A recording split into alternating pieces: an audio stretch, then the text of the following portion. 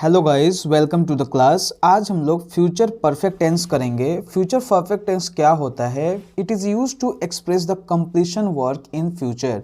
मतलब फ्यूचर में कोई काम कंप्लीट हो चुका हो तो हम लोग परफेक्ट टेंस यूज़ करते हैं। और कब? फ्यूचर में।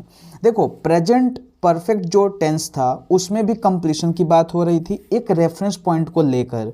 पास्ट परफेक्ट टेंस में भी हम लोग एक रेफरेंस को ले रहे थे और यहाँ पे भी हम लोग एक टाइम का रेफरेंस लेंगे। टाइम का रेफरेंस लेने का मतलब है कि जिस टाइम पे आप बात कर रहे हो, जैसे आप कहना चाहते हो कि घर जाने से पहले, ठीक है, या घर पहुंचने तक वह खाना बना चुका होगा, तो रेफरेंस हमने क्या लिया? फ्यूचर में जब पहुंच जाएंगे उस वक्त तक कंप्लीट हो जाएगा कोई काम। तो इस सेंस में हम लोग फ्यूचर परफेक्ट टेंस का यूज करते हैं। जैसे एग्जाम्पल देखो, वो खाना बना चुका होगा तो क्या बोलेंगे हम लोग? He will have cooked food. Radha अपना काम कर चुकी होगी। Radha will have completed her work.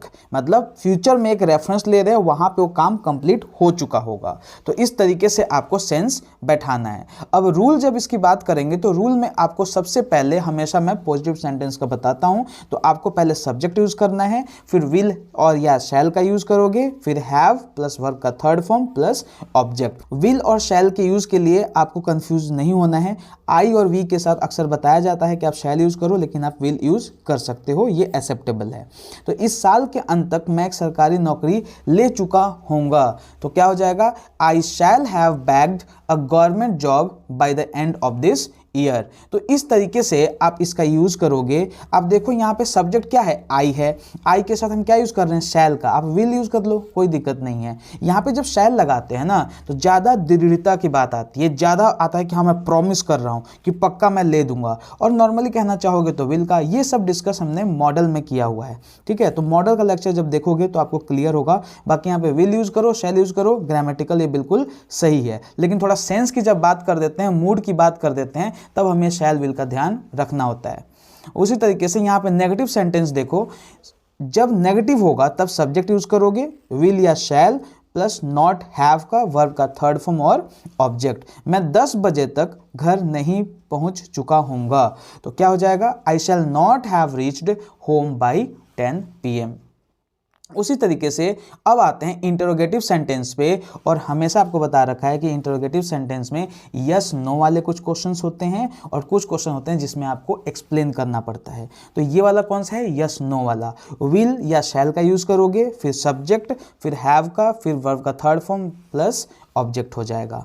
जैसे कि यहाँ पे देखो, क्या तब तक वह सो चुकेगा? Will he have slept by then. और इसी का अगर नेगेटिव आ जाता है तो विल या शैल का होगा, सब्जेक्ट होगा, नॉट हैव प्लस वर्ब का थर्ड फॉर्म प्लस ऑब्जेक्ट का यूज करोगे। जैसे क्या तब तक वह नहीं सो चुकेगा? Will he not have slept till that time. अब रूल नंबर 4 में सेम इंटरोगेटिव, और जहां पे आप एक्सप्लेन करोगे कुछ तो क्वेश्चन वर्ड का यूज करोगे, फिर विल या शैल का plus subject plus have plus verb का थर्ड फॉर्म प्लस ऑब्जेक्ट। क्या उसने किया होगा? किसी काम को कहना हो क्या उसने किया होगा, क्या वह कर चुकेगा, तो क्या बोलोगे? What will he have done.